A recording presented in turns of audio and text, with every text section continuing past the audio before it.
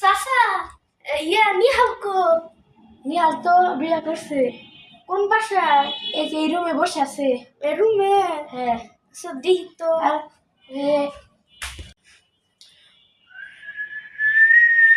চাচা এই রুমে তো পাইলাম না। তাহলে ওই রুমে দেখেন তো। ওই রুমে? এই রুমেও তো পাইলাম না। তাহলে আপনাকে বিয়ের দাঁত রইলো আমার ছোট ভাইয়ের।